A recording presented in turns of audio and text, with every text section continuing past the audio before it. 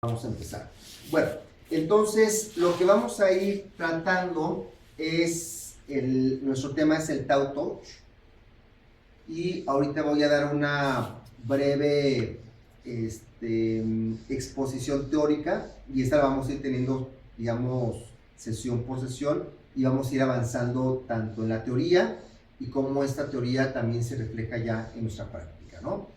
Entonces, vamos a trabajar con esto del Tao Touch, que es la psicoterapia somática contemplativa, y eso vamos a ir viendo qué supone hablar de una psicoterapia somática contemplativa. Entonces, el Tao Touch es una técnica contemplativa de toque sutil de los puntos de los meridianos energéticos de la medicina tradicional china, ¿no? Entonces, ahí ya esta primera aproximación nos da varios elementos. Uno, que es una técnica contemplativa, digamos, esto de la contemplación trata de la meditación, del mindfulness. El dos, que es un toque sutil. Entonces vamos a trabajar a través de la manipulación manual, pero suave, lenta y sutil. Y ese contacto va a ser sobre un mapa energético del cuerpo. Entonces vamos a ir viendo dónde tocar, cómo tocar y para qué tocar. Estos puntos meridianos vienen de la medicina tradicional china, ¿no? Entonces, el toque se realiza en un estado de profunda relajación, tanto para quien lo recibe como para quien lo da. Obviamente, el estado de relajación, digamos, no va a ser igual tanto en la persona que está recibiendo como en la persona que está dando, pero sí vamos a ir viendo que el estado mental tiene que ver con ciertos tipos de frecuencia. Entonces vamos a ir viendo ahí cómo el paciente es importante que entre en frecuencias alfa, en frecuencias teta o hasta en frecuencias gamma, ¿no? Y este estado de profunda relajación es importante para restablecer el equilibrio energético del organismo. Vamos a ir viendo la gran importancia que tiene el relajarse y la diferencia que hay entre relajarse y descansar. Por ejemplo, hay pacientes que por su misma condición le pide el médico que descanse, pero no se relaja. Entonces es diferente descansar que relajar. Hay personas que aunque estén descansando, no están relajadas. Y vamos a ver la importancia de inducir estados de relajación profunda para activar nuestro sistema de reparación energético, biológico y mental. Ese sistema de reparación psicológico, biológico, etcétera, se le conoce como sistema nervioso parasimpático y tiene que ver con el nervio vago. Y hay un neurotransmisor que va a ser nuestro neurotransmisor estrella y se llama la acetilcolina. La acetilcolina va a ser un neurotransmisor que va a permitir llevar a cabo procesos antiinflamatorios en el organismo. Y esa acetilcolina solamente se libera cuando te encuentras profundamente relajado. Entonces vamos a ir viendo toda la ciencia que hay detrás de la relajación y cómo estas técnicas de relajación se pueden utilizar en un marco psicoterapéutico, esto es relacional, para restablecer el equilibrio del organismo, ¿no? El Tao Touch, entonces, es un tipo de psicoterapia somática de manipulación manual sutil. Así vendría siendo, digamos, técnicamente el título. Sería eso, psicoterapia somática de manipulación manual sutil, que integra la práctica del Zen. Esto es del budismo japonés Zen, el toque sutil que se deriva del Zen. O sea, hay prácticas de sanación somática Zen, ¿no? Por ejemplo, está el Zenchatsu, el Tao Chatsu, el Seiki, se encuentra el Katsugen Endo, se encuentra el Jinshin Jutsu, ¿no? Entonces, muchas de estas técnicas recuperan este elemento contemplativo de la práctica Zen. Zazen es sentarte para contemplar el abismamiento, la vacuidad, la nada. Entonces, y en el encuadre relacional de la psicoterapia desde la perspectiva del sistema nervioso. Entonces vamos a meternos mucho. Es bien importante aprender del sistema nervioso. Si tú logras entender de forma muy sencilla cómo funciona el sistema nervioso, vas a entender por qué haces lo que haces y por qué te enfermas de lo que te enfermas, por qué te duele lo que te duele.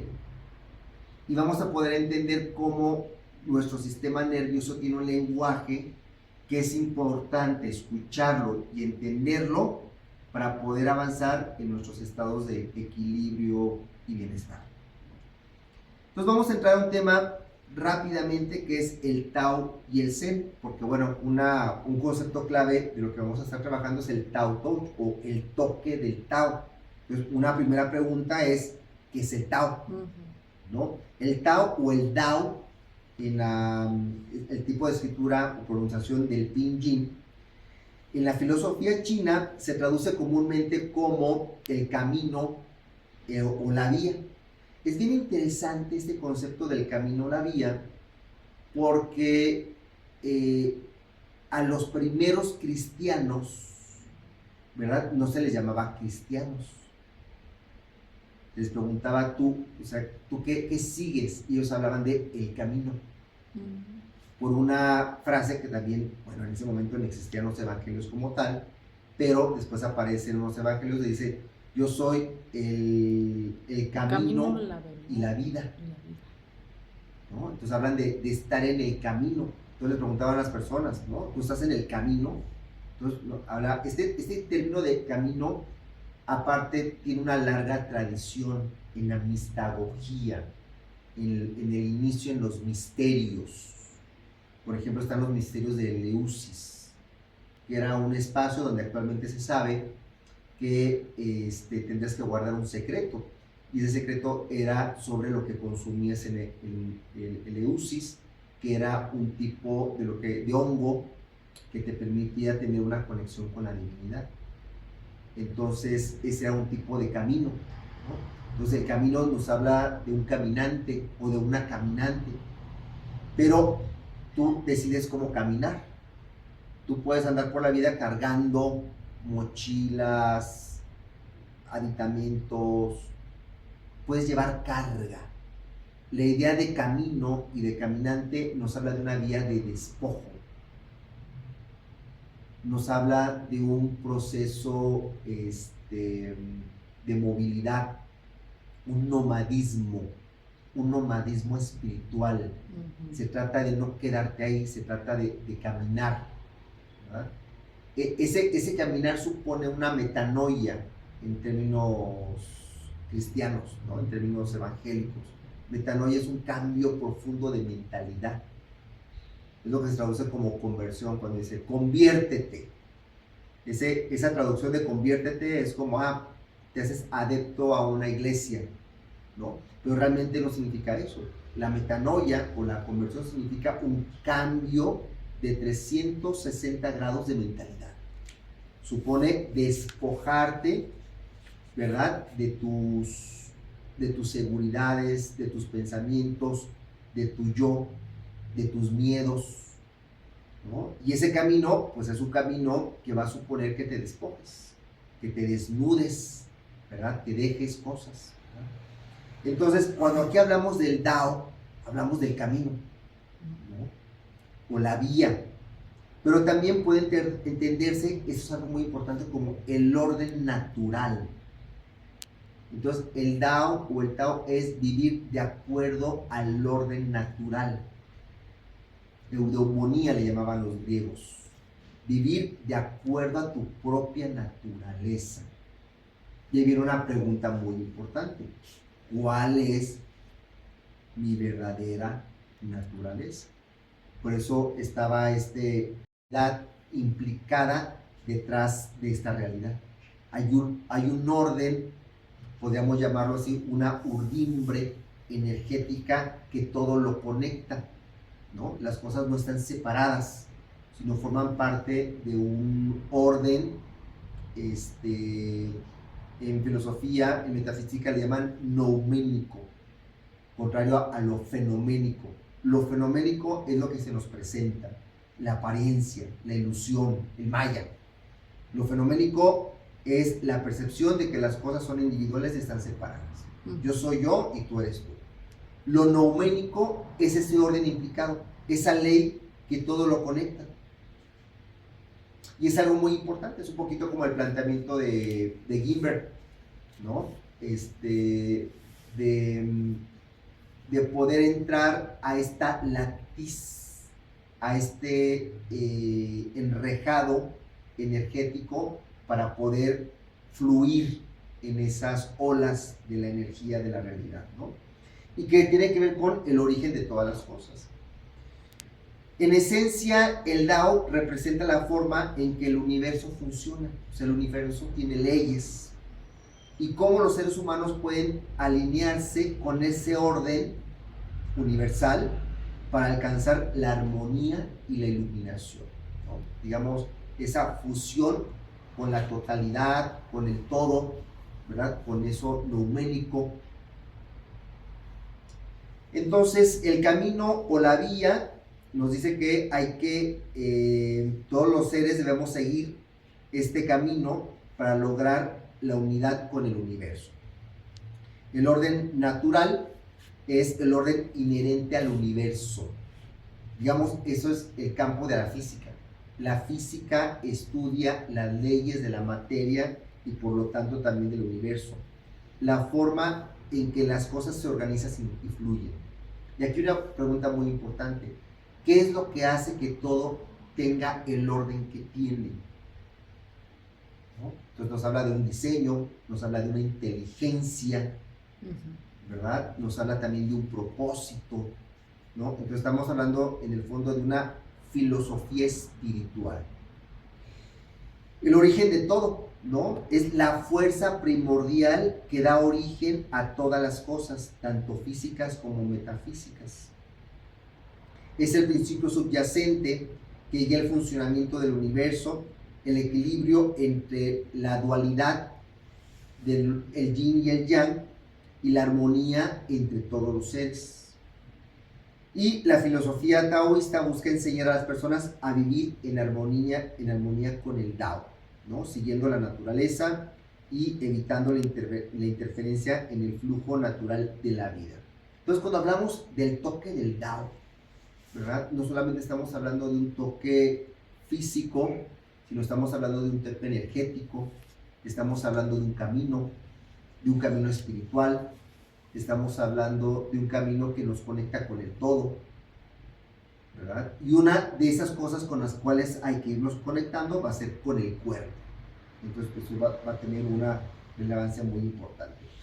Por otro lado, el Zen se ve profundamente influenciado por el taoísmo y el budismo, ¿no? El taoísmo viene de China, el budismo viene de la India, entonces viene el budismo que llega a China, se conjuga con el taoísmo de China, pasa a Japón, se combina con el shintoísmo de Japón y se integra en una amalgama muy extraña que se llama Zen, que le siguen llamando budismo, pero es algo muy diferente al budismo que podemos entender, por ejemplo, al budismo tibetano. El Zen es mucho más simple, el Zen es muy minimalista. El Zen, precisamente en esta idea del camino, no puedes acumular cosas, tienes que caminar, tienes que moverte. Si tú empiezas a cargar cosas, no te vas a poder mover, no vas a encontrar la libertad de espíritu para moverte. Tienes que llevar lo esencial, esa idea de lo esencial, ¿no? ¿Por qué? Porque las cosas te atan, el deseo te ata, la ilusión te ata, ¿no? Entonces constantemente nos encontramos atados y vamos a ir viendo cómo esas ataduras generan un estrés en nuestro sistema nervioso. Y es parte de los problemas que vivimos en la ciudad.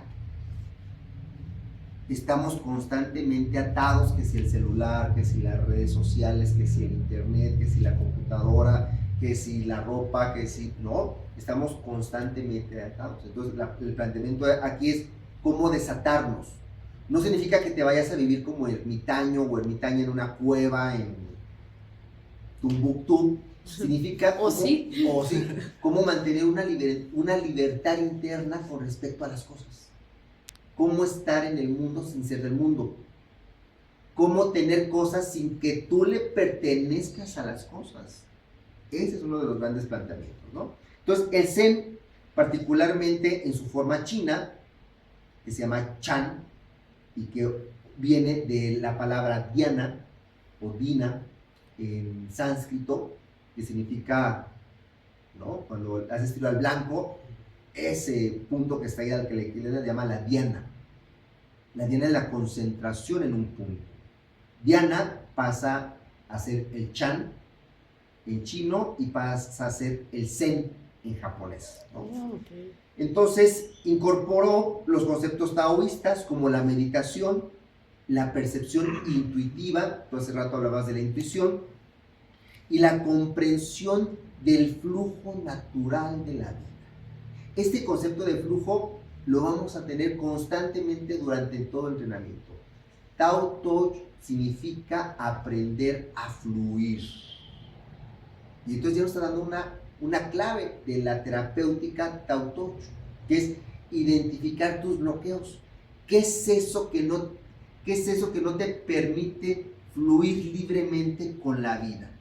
¿Cuáles son esos nudos, esas ataduras, esos bloqueos que no te permiten que la energía del amor fluya a través de ti en la conexión con todos los seres? Entonces, ¿cuáles son las similitudes entre el Tao y el Zen? Bueno, pues los dos se centran en la experiencia directa, enfatizan pues experimentar las cosas directamente. O sea, no pienses en una flor, ve, toca, huele y mira una flor. Entonces tiene un elemento, digámoslo así, no es anti-intelectual, pero va más allá del intelectual. No se queda como en el concepto, la idea, la filosofía, como algo, una entelequia o una quimera, sino dice, bueno, sí, pero concreto. Es una filosofía concreta, no es de, sí, en el tal mundo, el tal nivel, ¿no? De Mario Bros, ¿no? Sino, aquí. Pero aquí, ¿qué está pasando? Aquí inmediatamente, ¿qué sucede en tu respiración? ¿Qué sucede en tu temperatura? ¿Cómo está tu sistema nervioso? ¿Cómo está tu sistema digestivo? ¿No? Entonces es la experiencia directa de la realidad en lugar de la teoría o los dogmas. O sea, el Zen es antidogmático. No tiene que ver con creencias, no tiene que ver con un credo. No es yo creo en A, B, C, D, E, F, G, H, I. Si no crees en eso, pues no estás en la verdad, no te salvas, te condenas, ¿no? Lo que dice el Zen es ve y experiméntalo por ti mismo. Experiméntalo en tu cuerpo. Entonces, para el Zen, tú eres como una investigadora. Tu cuerpo, la vida es un gran laboratorio. Y entonces lo que nos dicen es, pues muchas veces vivimos en la vida y compramos recetas, compramos dogmas, compramos manuales. Y entonces nuestros papás, la escuela, la iglesia, el Estado, nos dice cómo vivir la vida. El Zen te dice, quítate esos dogmas y entonces experimenta por ti mismo, construye tu propia verdad. No existen caminos, existen caminos al andar. Entonces todos tenemos que desarrollar nuestros caminos al andar. Claro, no lo hacemos como de una tabula rasa, como partimos de nada, sino que podemos aprender de las experiencias de los demás, pero solamente eso, aprendemos. No estoy yo para vivir o para que mis papás vivan a través de mí o para que yo complete lo que mis padres no completaron. ¿No? Vive tu propia vida. Otro concepto importante que va a ser fundamental para el Tao Te es la actitud del Hu Wei. Hu Wei significa, ¿no? El Hu Wei o no acción en el taoísmo se trata de fluir con la naturaleza de las cosas. Yo siempre les pongo el ejemplo del surf, ¿no? tú vas a una playa y tú tienes de entrada dos posibilidades si tú te metes al mar. Una, pelearte con las olas, ¿no? O sea, viene la ola y te pones de frente y a ver quién venga a ese mar, ¿no? Y entonces ahí peleando con las olas. Y la segunda, si tú te pones muy duro, muy rígido, pues te vas a cansar. Las olas pegándote te cansan. Pero si tú dices, no, yo ya no peleo con el mar, ¿qué va a pasar con las olas? Y va a llegar una y te va a revolcar. Entonces, el Hu Wei te dice, no pelees con la realidad, pero tampoco te dejes llevar por la realidad. Aprende a surfear en la realidad. Un surfista tiene que conocer el mar, tiene que conocer las olas, sabe esperar el momento. Entonces, el Hu Wei es el surf de la vida. Entonces, fluir con la naturaleza de las cosas en lugar de forzarla. Y eso también va a tener resonancias en el Zen. Y va a tener resonancias en nuestra práctica. Fluir es no esperar nada del proceso. Vamos a ir viendo eso. Tanto para el paciente, pero especialmente para el terapeuta. La importancia de la meditación es otro elemento importante que tiene similitud. Tanto en el taoísmo como en el Zen, la meditación es una práctica fundamental para el desarrollo personal. ¿Qué es la meditación? Es sentarte correctamente, respirar correctamente, pensar correctamente y sentir correctamente, ¿no? Se llama el sendero óctuple, el noble sendero óctuple. Y vamos a ver qué significa eso de correctamente, ¿no? Eso correctamente es lo que nos permite fluir. Eso correctamente en nuestra cultura parece algo como de perfección, pero el correctamente es el equilibrio. Por ejemplo, ¿cómo es sentarte correctamente? Es sentarte de forma vertical con respecto al campo gravitatorio de la Tierra. Si yo me inclino un poquito para adelante, mi cuerpo se va a compensar y se va a cansar. Por lo tanto, es una postura antieconómica. Esto es, derrochamos mucha energía para mantener esta postura colapsada. Entonces, si yo me siento correctamente, es colocarme de forma vertical para ahorrar energía con respecto a la fuerza de gravedad de la Tierra. Entonces, lo correcto es el equilibrio, es el no gastar de más. Y eso es lo que vemos en nuestra vida. Derrochamos energía pensando, hablando, haciendo, sintiendo. ¿Para qué? Para nada. Hacemos drama de nada. Tenemos como una adicción al drama que no nos da absolutamente nada. Es un derroche de energía. Es como si tú tuvieras una presa llena de agua, ¿verdad? Y de repente la abrieras y esa presa no va a nada.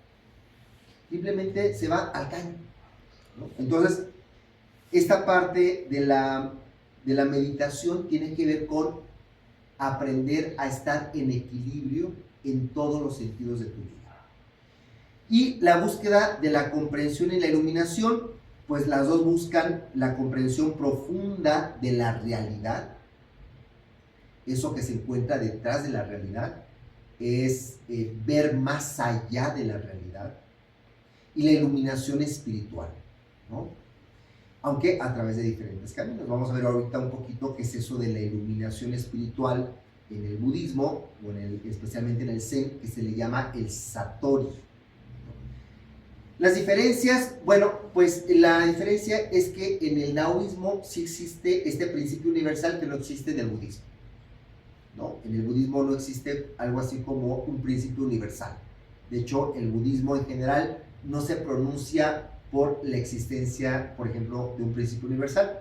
En el cristianismo sería Dios, ¿no? El budismo no se pronuncia. No significa que no crean, significa que no lo puede decir, porque en el cristianismo le llaman apofáctico. Es algo indecible. Más bien es algo que experimentas, no es algo que crees a nivel de cognición, de filosofía, de creencia, es algo que experimentas, ¿no? Y eso experimentas es la totalidad o la trascendencia.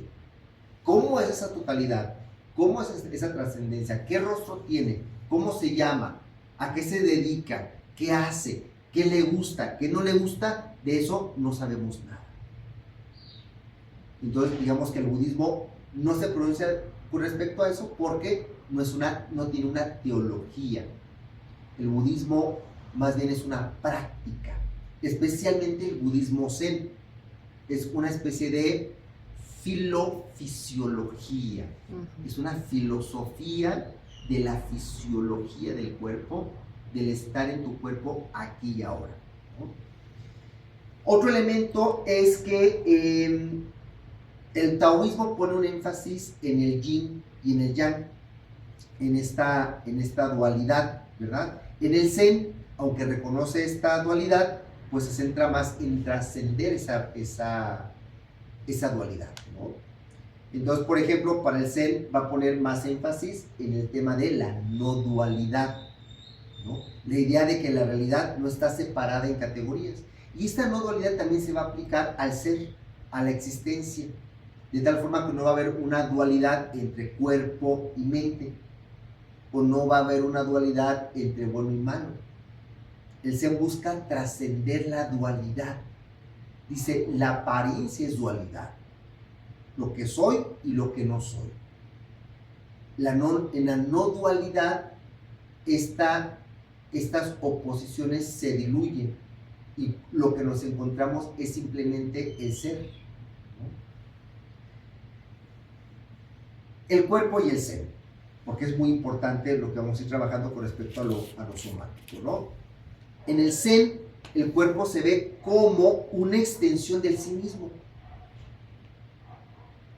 Yo soy mi cuerpo. Ese vendría siendo un primer planteamiento. Bueno, un planteamiento para ello sería: yo soy mi mente y yo tengo cuerpo. O sea, yo tengo un cuerpo. Por lo tanto, yo no soy mi cuerpo. Mi cuerpo es el vehículo de mi alma. En un segundo momento dice: no, tú eres un alma encarnada. Esa alma encarnada genera un cuerpo. Ojo con esto, no es que está un tarro vacío y se le mete algo, sino eso que llamamos que se le mete genera el cuerpo, ¿no? Fíjense esa idea de que tenemos cuerpos como si el cuerpo ya existiera y ya tú llegaste y lo utilizaste como un traje que te pones.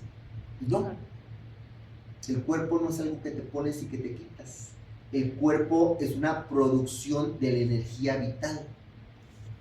El cuerpo también es espiritual. Nuestro cuerpo también es mental. No estamos separados de la realidad. Eso es un elemento importante. Entonces, claro, el cuerpo es una extensión de sí mismo. Yo soy mi cuerpo. Pero en el centro vamos a decir, pero no solamente eres cuerpo, eres más que cuerpo. La práctica del zen, como el zazen, que es la práctica del sentarse, enfatiza la importancia de estar presente con el cuerpo, sintiendo sus sensaciones y movimientos. El cuerpo como una vía de realización e iluminación espiritual. Eso es contrario a las visiones dicotómicas, dualistas, que consideran el espíritu como lo bueno, la materia como lo malo, el demiurgo, ¿no?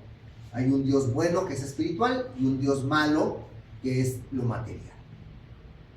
Entonces, de esa perspectiva dice, no hay que renunciar a la sensación, no hay que renunciar al placer, no hay que renunciar al cuidado, no hay que renunciar a la genitalidad, no hay que renunciar a la piel para ser espiritual. Al contrario, el cuerpo es una vía para alcanzar el camino espiritual y la iluminación. Por eso vamos a hablar también de el cuerpo iluminado. En el zen no se ilumina la mente. Entonces, la atención va a ser muy importante, la atención a la postura. la atención a la respiración, al movimiento y hasta la alimentación. La postura, la respiración, el movimiento y la alimentación forman parte de una espiritualidad del cuerpo. Eso es algo muy bonito, ¿verdad? Entonces, ¿cuál es la forma de sentir, respirar, moverte o estar en tu cuerpo para estar alineado con el Dao? Para experimentar esa unidad del todo más allá de la dualidad, ¿no? Entonces, el cuerpo como sí mismo, ya lo comentamos hace un momento, hay una unidad inseparable de la conciencia. Nuestro cuerpo es un cuerpo consciente, ¿no? Y lo que les decía hace ratito, el tema del cuerpo como vehículo de iluminación. Entonces, a través de la atención y la disciplina. ¿Qué significa disciplina? Esfuerzo. Si tú vas a caminar, si tú vas a ser un nómada espiritual, necesitas esforzarte, necesitas disciplina. Después vamos a ver el concepto de jutsu, ¿no? El jujutsu, el jinshin jutsu. El jutsu es la fuerza, es impregnarle fuerza, la fuerza adecuada, ni derroche ni hueva, la fuerza adecuada, la fuerza correcta, la disciplina, no buscar el perfeccionismo. No se trata de una obsesión por la postura, lo correcto, el orden, sino es el equilibrio.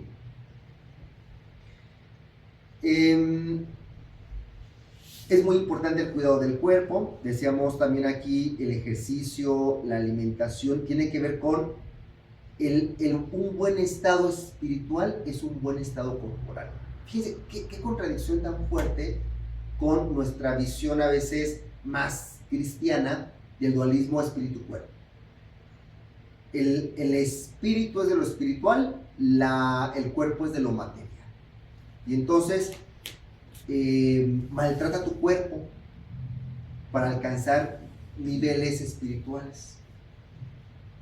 Entonces, para el Oriente dice, no, un cuerpo maltrecho no puede desarrollar el camino espiritual. Necesitas un cuerpo para seguir un camino espiritual. Por eso en Oriente se pone mucho énfasis en la práctica, por ejemplo, del yoga, de los asanas, de los pranayamas, del qigong, del tai chi, del kung fu, del karate do, ¿verdad? Son formas de jutsu. Son disciplinas, esfuerzos energéticos para mantener la espiritualidad del cuerpo, para llevar a cabo la iluminación del cuerpo. Todo eso tiene que ver con el Tao Te Ching. Vamos a ir viendo, ¿no? El cuerpo como una expresión de la realidad. Prestar atención al cuerpo, podemos aprender a apreciar la realidad tal cual es. Hay una inteligencia del cuerpo, hay una inteligencia emocional del cuerpo, que es lo que vamos a ir viendo que se llaman estados emocionales del sistema nervioso. Y este concepto es fundamental para entender los procesos de salud y enfermedad psicofisiológicos. Y aquí nos vamos a meter un poquito en esto de la psicología Zen, ¿no? La psicología Zen es una rama de la psicología basada en la filosofía Zen. Enfatiza la importancia de lo que ya vimos ahorita, la experiencia directa, la meditación, la atención plena, la comprensión de la interconexión de todas las cosas. Se centra en la iluminación, o satori, la paz mental, la sabiduría a través de la práctica de la meditación y la atención plena. Y también es algo muy importante, por aquí no viene, pero es la conexión con la naturaleza. Los principios claves incluyen, ese es un concepto fundamental que vamos a ir trabajando durante todo el tema del Tao Te Ching, el desapego. Ese es un nódulo.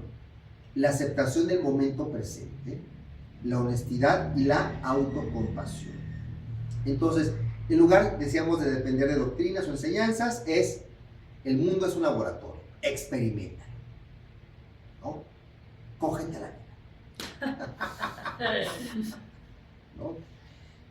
La práctica del zazen, postura correcta, atención plena en tu cuerpo en el momento presente. Desapego. Eso es algo que vamos a practicar constantemente en el Tao Te Ching. El desapego. Sepárate, aléjate, velo a lo lejos. ¿Ok? Entonces, el desapego es todos estos deseos, ¿verdad? Sobre las cosas materiales. Y al desapego va a ser muy importante ese principio que se llama el principio de la impermanencia. O sea, desapego va junto con pegado de la impermanencia.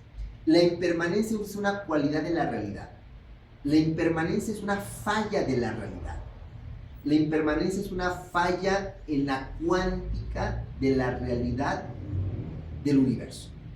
¿Qué es la impermanencia? Que todo pasa, que todo fluye. Nadie se mete en el río dos veces. Todo está, cantaba esta Mercedes Sosa, ¿verdad? Todo cambia. Todo cambia. Si algo te está yendo muy mal, hay una buena noticia. Eso va a acabar y te va a ir muy bien. Pero si te está yendo muy bien, hay una mala noticia. Todo va a acabar, todo cambia, posiblemente te va a ir muy mal. ¿En qué consiste el apego? En apegarte a una ilusión, a un resultado y a un estado. Y entonces, ¿qué significa eso? Que te metes a la playa en temporada de huracanes y te pones a pelear con las olas. ¿Y qué te van a hacer las olas? Te van a dar la revolutiza de tu vida. ¿Sí? La interconexión con todas las cosas, ¿no? En el Zen todo se encuentra interconectado. Ley de causa y efecto. Toda acción tiene una reacción. Todo tiene consecuencias, para bien y para mal. ¿Cuáles son las semillas que tú plantas en este momento? Son las que tú vas a cosechar. La naturaleza de la mente. ¿Cómo funciona la mente? ¿Cómo funciona tu mente? No existe la mente, existe tu mente, ¿no? Entonces, aquí a través de la meditación es como tú vas a contemplar el flujo de pensamientos y emociones y estados fisiológicos. Entonces te vas a dar cuenta que dentro de ti hay algo, hay un alguien que le llamamos yo, y que ese yo está usurpando tu ser. Ese yo pensante, ese yo sintiente, el ego, usurpa. ¿Por qué usurpa? Porque hegemoniza el ser. Dice, yo me identifico con mi nombre, mi raza, mi género, mi nacionalidad, mis ideas, mi estatus, mis títulos. Entonces vamos a ir viendo que tú no eres eso. Tú no eres esa palabra, tú no eres esa autoilusión, tú no eres esa imagen. Al contrario, tenemos un gran apego a nuestra propia imagen. Entonces ahí hay algo que un autor decía, rompe tu ídolo. ¿No? Tú para ti mismo somos un ídolo. Tu imagen es un ídolo. Puede ser que tengas una imagen exaltada, puede ser que tengas una imagen muy rebajada, no importa, ¿verdad? Te encuentras atrapada en esa imagen. Te encuentras alienada o alienado a eso que han dicho que tú eres. Y estar en el momento presente. Vivir el presente sin apegarse al pasado y sin preocuparte por el futuro. Como dicen ahí, el apego al pasado es depresión, ¿verdad? El apego y la preocupación al futuro es ansiedad. Ser honesto contigo mismo, físicamente también, fisiológicamente. ¿Cómo puedes ser fisiológicamente a ti mismo? ¿Cómo puedes ser honesto fisiológicamente y con los demás? Y otro elemento importante va a ser la autocompasión. Y la importancia de la acción, ¿verdad? Pero esta acción va a ser basada en Tiene un concepto importante que es el Satori o iluminación súbita, que es el objetivo final de la práctica Zen. Y lo que decimos, cada vez que tú practiques Zazen, te iluminas. O sea, la iluminación no es algo que vas a alcanzar al final de tu vida, ni en el más allá. La iluminación tampoco es algo que pueda alcanzarse a través de la moral. O sea, no tiene que ver con ser bueno o malo. No tiene que ver con ese concepto de santidad moral. O sea, si tú eres bueno, si te dejas pegar o golpear, si colocas la otra mejilla, si dejas que todos pasen sobre ti, si todos te generan injusticia, entonces te vuelves en una santa o en un mártir. Entonces ya alcanzas un nivel moral alto. No tiene que ver con que hagas cosas buenas o cosas malas. O sea, en eso no reside la iluminación. No tiene que ver con que hables bonito, con que sientas bonito, con que pienses positivo. O sea, está bien todo eso, por supuesto. Luego que no. Prefiero a que la iluminación es simplemente estar. Entonces, cada vez que nos sentamos tenemos una pequeña iluminación. Vamos a ir viendo. Cada vez que haces una práctica de Tao Touch, tienes una pequeña iluminación. Tienes un insight. Tienes una especie de iluminación interna. Es un darte cuenta. Es un eureka. Lo encontré. Lo entendí. Vamos a ir viendo cómo este Satori terapéutico es muy importante para llevar al cambio. De eso que me doy cuenta, entonces me predispone a una acción, a un cambio, a una forma distinta de estar en el mundo. Y el koan es algo así como una paradoja, ¿no? Es como escucha el sonido del silencio, ¿no? Es un koan. Entonces, el koan es una paradoja que te permite entrar a un nivel de conflicto lógico y desarrollar la intuición. El koan es piensa en cómo se escucha el sonido del silencio. Pues el silencio no tiene sonido, ¿no? Entonces, ¿cómo voy a pensar en el sonido del silencio? Bueno, medita sobre eso. Medita quién eras tú antes de ser tú. Bueno, si no era yo, pues no existía. Entonces, ¿cómo voy a saber quién era yo antes de ser yo? Es un koan. Rompe la lógica, rompe el discurso racional y te lleva a la intuición.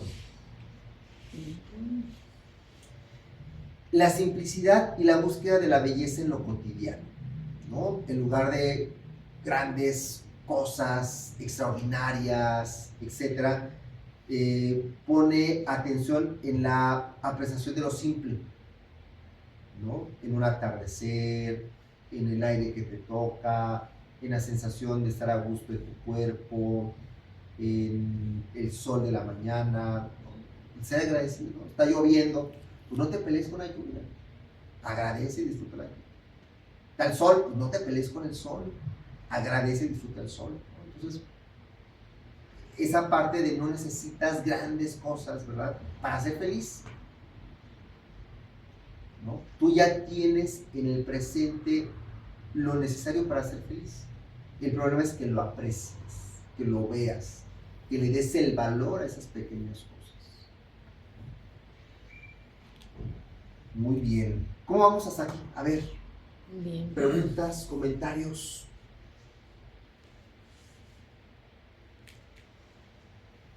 Cuando ustedes quieran me pueden ahí interrumpir, ¿eh?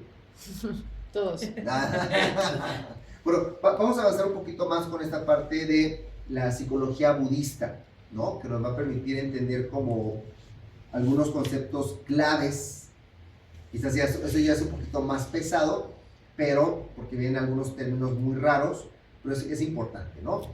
Los conceptos fundamentales de la psicología budista incluyen, eso es algo bien importante, es una creencia, pero que el budismo te propone que lo experimentes y lo veas por ti mismo. Y es que existe el sufrimiento. Es el primer elemento. Y que ese sufrimiento es inherente a la vida. Ese es un elemento fundamental. existe el sufrimiento y ese sufrimiento es inherente a la vida. La muerte, la enfermedad, la pobreza, las desgracias, los deseos, los conflictos, ¿no? O sea, vivir es también experimentar el sufrimiento. Eso le llaman dukkha. Ojo con esto, este principio es bien importante. ¿Por qué? Porque hay personas que pueden vivir en Disney y decir, no, yo quiero como esta iglesia de pare de sufrir, ¿verdad? No, está bien. Está bien, pero ¿cómo? ¿Cómo paro de sufrir? Ese es el tema existencial de la vida. Es el tema de la medicina, de la psicología. ¿Cómo paramos de sufrir? ¿Por qué sufro? Es bien hace la pregunta, ¿no? Entonces, en el budismo dice, el sufrimiento es inherente a la vida. Por lo tanto, hay que buscar el nirvana. El nirvana es la liberación o la extinción del sufrimiento. Liberarme del sufrimiento. La vía, el camino, este trabajo nómada o nómade, supone el liberarnos del sufrimiento. Todos y todas queremos liberarnos del sufrimiento, sí y no. Sí, porque cuando sufro me duele y me la paso mal. No, porque el sufrimiento compensa carencias. Vamos a llamarlo así. Podemos tener una adicción al sufrimiento. ¿Qué tal? De eso trata en muchos aspectos la psicología y la psicopatología y también la medicina. ¿Cómo es que nos hacemos adictos al sufrimiento? ¿Cómo es que opera eso? ¿Sí? O sea que mientras estés sufriendo, estás como en la línea del dukkha. Exactamente. Que va a ser la línea del samsara. Un ciclo de sufrimiento y de sufrimiento y de sufrimiento, ¿no? Entonces, por eso va a ser muy importante el noble sendero óctuple para alcanzar la iluminación y la comprensión de la impermanencia y el no yo, que es el anatta, el no yo. Eso que es tu ego, hay algo más que tu ego. Algo que no es tu ego, pero está en ti. Es algo así como el ser, tu esencia. Vean qué interesante, ¿eh? Vamos a ver esto, el sufrimiento, dukkha. Entonces, la primera noble verdad del budismo establece que la vida es inherentemente dolorosa y llena de sufrimiento. Este sufrimiento no solo se refiere al dolor físico, sino también a las emociones negativas, la frustración y la insatisfacción que acompañan la existencia humana. El nirvana es el estado de liberación del sufrimiento y de la rueda del nacimiento y la muerte. El samsara se caracteriza por la paz, la tranquilidad y la iluminación. ¿Se supone que tienes que vivir en el nirvana como todo el tiempo o es como por momentos conectar con eso? Por momentos, o sea, hay un momento donde vas a alcanzar ese nirvana, ¿no? Digámoslo así, pues era algo así como una entelequia, ¿verdad? En algún momento va a suceder. Pero la nirvana también podríamos llamarles esas pequeñas muertes. Sí, o sea, no es como una permanencia, sino como momentos. Sí, exactamente. Vamos a ir viendo cómo ese nirvana se puede también alcanzar a través del tantocho. O sea, hay un nirvana a nivel de tu sistema nervioso, donde entras en flow, ¿no? O sea, el nirvana, digámoslo así, tiene su neurotransmisor. El neurotransmisor del nirvana es la acetilcolina. El noble sendero óctuple. Este óctuple son 8 factores que tienen que ver con un camino práctico. O sea, el noble sendero óctuple es, voy a andar en el camino, en el Dao, sí, pero fíjate que hay unas reglas para caminar ese camino. O sea, no es como que, ay, me agarro cuadros, llevas tu lonchera. No. O sea, hay un conjunto de reglas para andar en ese camino. Entonces, eso tiene que ver con la visión correcta, el pensamiento correcto, el habla correcto, la acción correcta, el sustento correcto, el esfuerzo correcto, la atención correcta y la concentración correcta. Son 8, ¿no? Que ya, y después iremos viendo. Y la impermanencia, el anicca. Entonces, el budismo enfatiza la naturaleza cambiante y fugaz de todas las cosas, incluyendo las experiencias. No solamente son impermanentes, son fugaces, ¿no? Se deshacen. Son líquidas, digámoslo así, son humo, ¿verdad? Los pensamientos, los sentimientos. Comprender la impermanencia ayuda a reducir el apego y el sufrimiento. Comprender la impermanencia ayuda a reducir el apego y el sufrimiento. Por ejemplo, a ti te gusta un objeto que yo tengo. Dices, ay, oye, qué chido está tu control. No, tiene muchos, ¿no? Puntitos y numeritos y colores. Oye, me encanta tu control. Ok, te lo presto, pero al rato me lo regresas. ¿En serio me lo prestas? Sí, te lo presto. Ok. Lo voy a disfrutar mientras lo tengo, porque si lo tengo que regresar o me lo va a pedir. Eso, oye, ya dame mi control porque no voy a necesitar, tengo que aprender mi tele. Ok, toma. Te deshaces inmediatamente. Gracias. Ese es el anicca. Lo disfruto, no me aferro a él, doy gracias, lo suelto.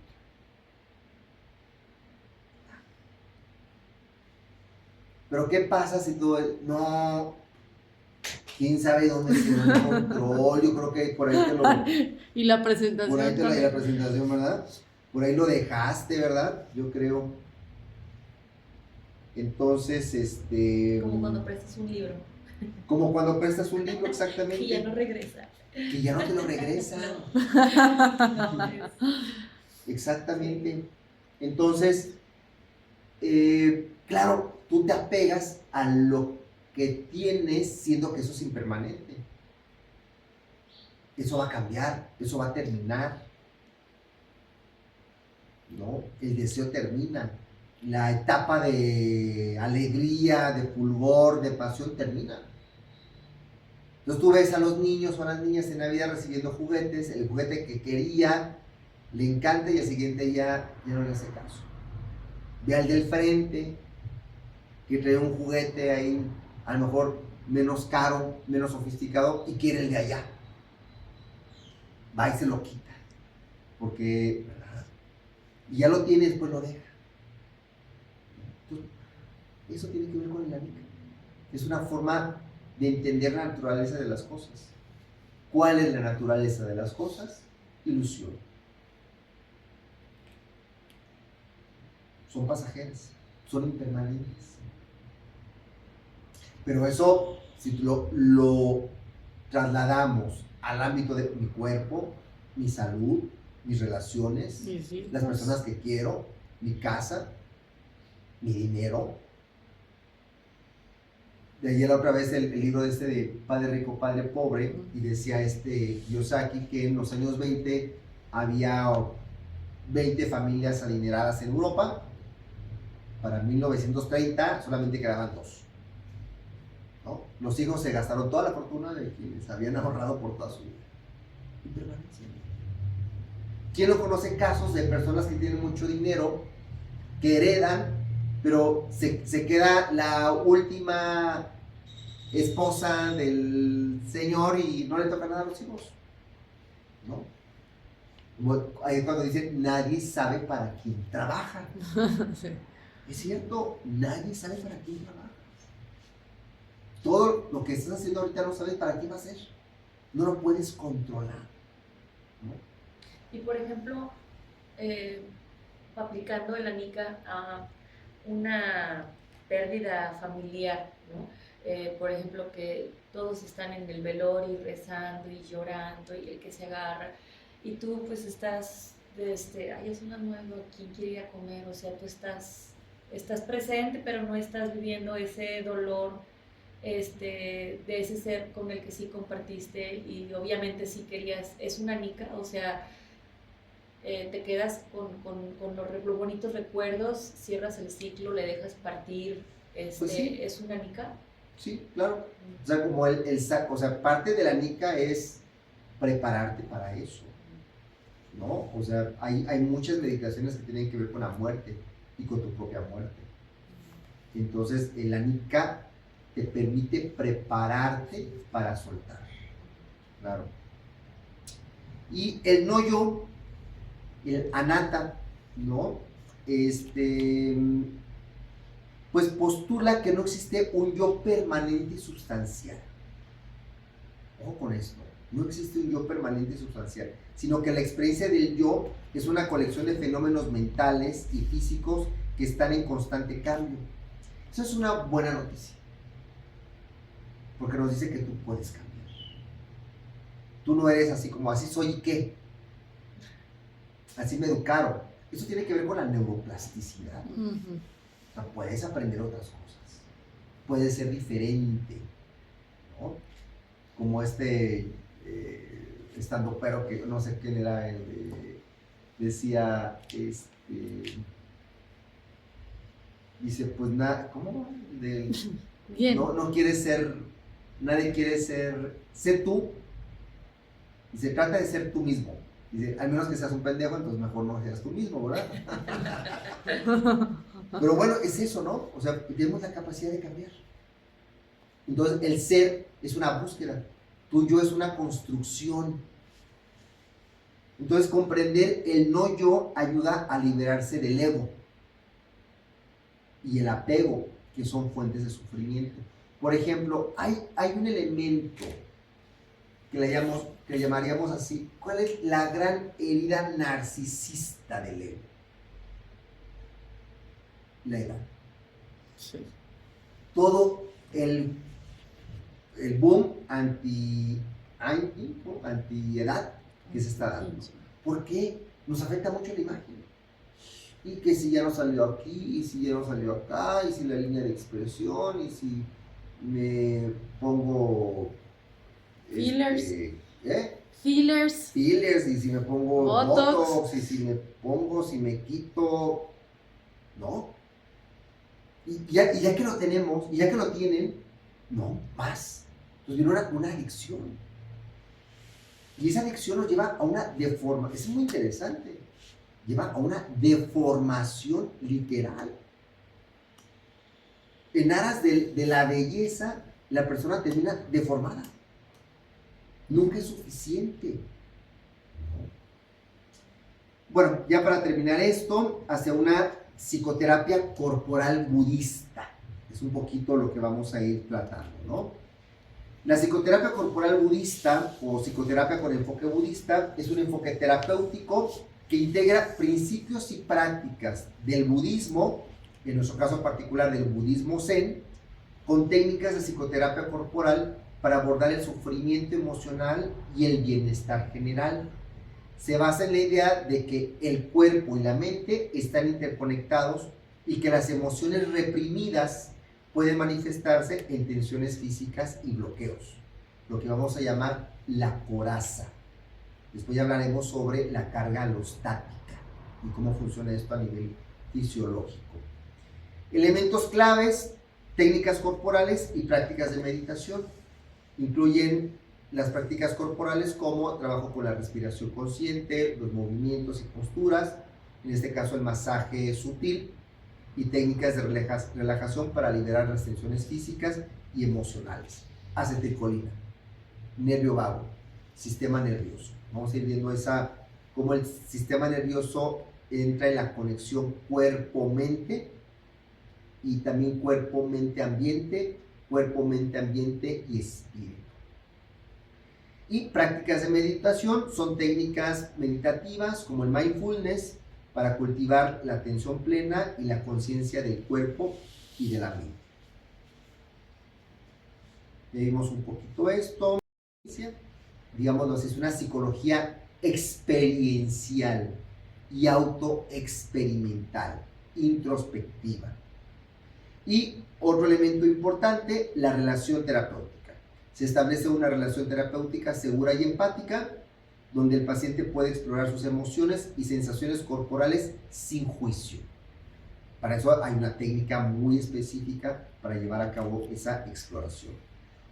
Objetivos, pues aliviar el sufrimiento, ganar en libertad emocional, recuperar la conciencia del cuerpo, la aceptación y la compasión de la realidad, fomentar el crecimiento o el desarrollo personal, ¿no?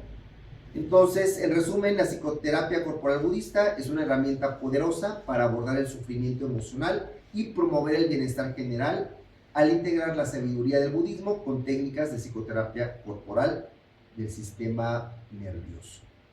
¿Okay? Bueno, vamos a detenernos aquí un momento y a ver dudas, preguntas, comentarios que tengan.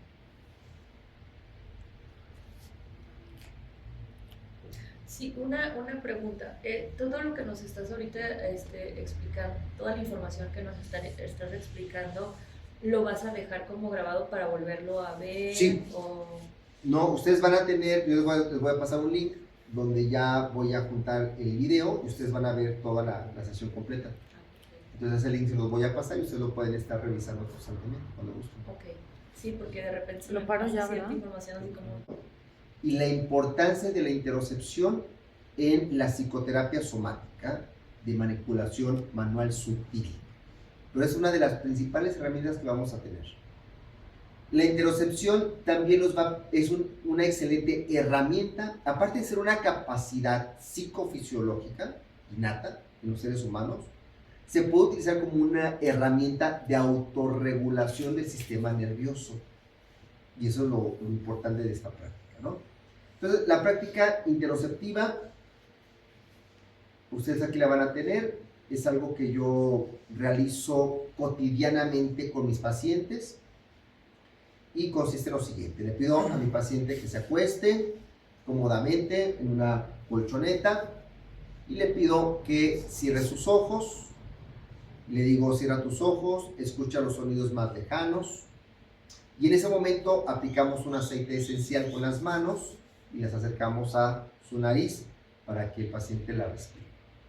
Ya después iremos viendo la importancia del lóbulo olfatorio en la regulación del sistema nervioso y cierto tipo de esencias como la salvia, ¿verdad? Para liberar acetilcolina en tu cuerpo. Siente la temperatura del espacio, siente el contacto de tu cuerpo con la ropa, siente el contacto de tu cuerpo con la colchoneta, siente el peso de tu cuerpo con el campo de gravedad. Ahora escucha los sonidos más cercanos. Esta técnica es bien importante. El sonido más cercano a ti es el sonido de tu propia respiración. Escucha tu respiración al interior de tu cabeza o tu cráneo. En la siguiente respiración, exhala suave, lento y profundo. Exhala tan lento que puedas sentir los latidos de tu corazón en tu pecho. Exhala tan lento que puedas sentir las pulsaciones de tu corazón en todo tu cuerpo. Ahora relaja tu cabeza, frente, párpados y ojos. Relaja tu nariz, labios y mentón. Suelta la lengua, garganta, cuello, hombros, brazos y manos. Relaja tu pecho, relaja tu abdomen. Libera la tensión de tu espalda, caderas, pelvis, piernas, rodillas y pies. No pienses, no juzgues, no critiques. Solo siente profundamente cada uno de los puntos que voy a ir tocando en tu cuerpo. Y visualiza cómo de cada punto surge una energía, una luz o un color. Hasta ahí nos vamos a quedar. ¿Bueno? Eso es lo que vamos a hacer ahorita como una primera práctica de cultivo de la interocepción. Es una práctica de autorregulación. ¿Ok? Bien. Entonces les voy a pedir que ahorita se acuesten ahí como están. Muy bien. Bueno, entonces ahora vamos a trabajar con los primeros puntos del Tao Touch, ¿no? Entonces tenemos este modelo anatómico que nos va a servir para ejemplificarlo y esto lo vamos a llevar allá al cuerpo de nuestros pacientes y ahorita en primera instancia de aquí, de quienes estamos aquí presentes, ¿no? Entonces vamos a tener un conjunto de puntos que vamos a tocar de forma muy suave.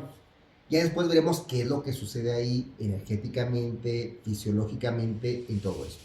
Entonces, el primer punto se va a encontrar aquí en la coronilla. Entonces, aquí donde se encuentra la oreja, para acá, ¿verdad? Aquí en medio, aquí se encuentra este primer punto que vamos a tocar en la coronilla. Segundo punto, en la parte alta de la frente, donde inicia el cabello. Tercer punto, en el tercer ojo. Cuarto punto, en la parte interna de la ceja, empezando por la izquierda, porque en la izquierda se encuentra el corazón. Vamos por la izquierda. Aquí en la sien y acá debajo de los ojos en ¿cómo se llama ahí? ¿Pómulo? Pues no sé, pómulo. bueno, tiene otro nombre. Bueno, tiene que ver algo con la fosa de la respiración, algo así. Después de aquí nos pasamos a la derecha, igual por el interior del inicio de la ceja, acá en la sien derecha, ya acá abajito de los ojos, después aquí en el puente de la nariz y finalizamos aquí en el mentón.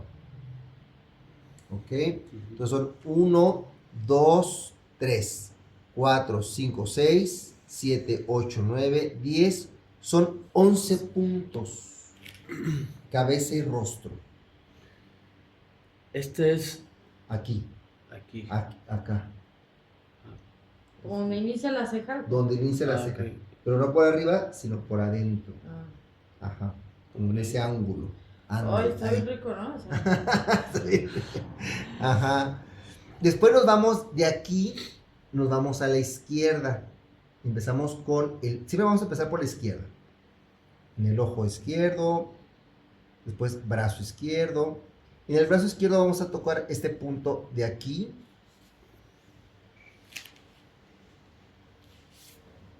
Después aquí. Después aquí. Después, si la mano está boca arriba, perdón, sí, hacia arriba, tocamos aquí,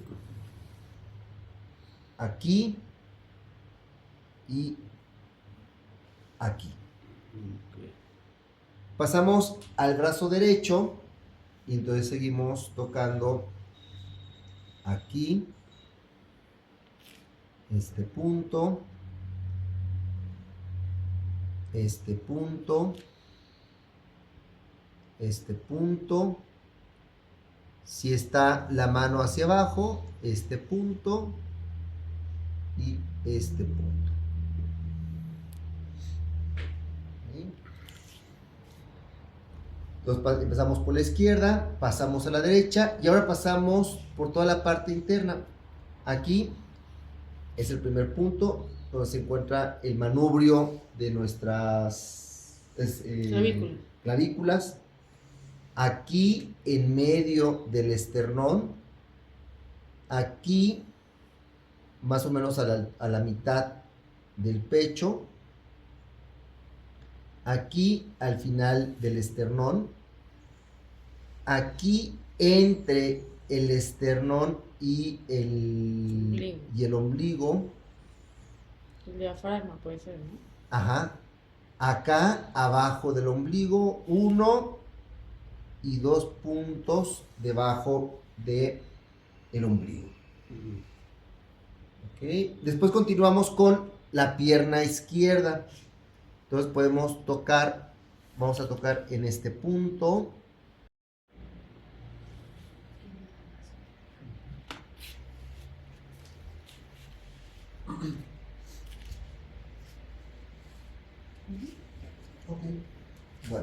Entonces lo voy a poner por aquí, al ladito, para que recordemos nuestro modelo anatómico. Y entonces voy a hacer lo siguiente. Tú me dices, ¿ya? Ok. Entonces bueno, la mayoría de esas prácticas las vamos a hacer así, hincados, ¿no? O en una postura donde podamos estar cómodas en el piso. Vamos a tocar con el dedo medio de nuestra mano, de forma muy suave, en el punto. Entonces, hay 3 formas de tocar.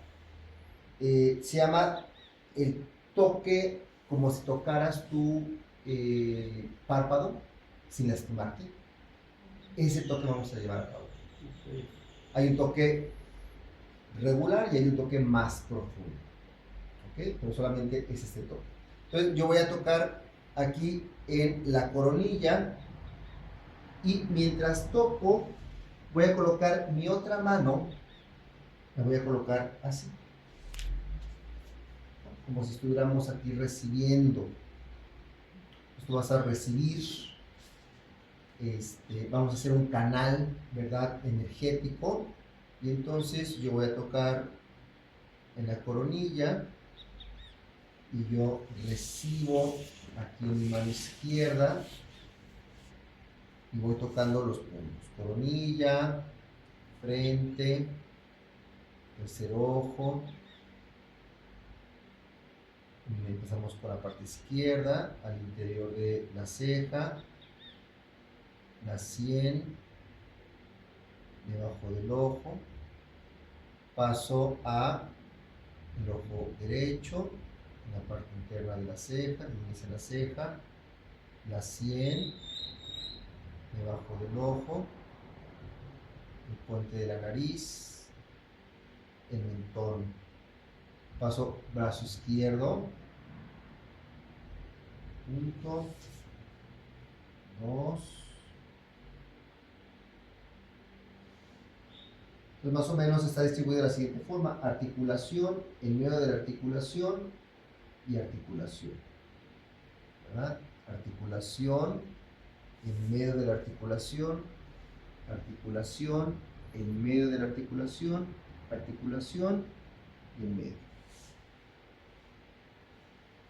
Manubrio de la clavícula, parte superior del esternón, a la mitad del pecho,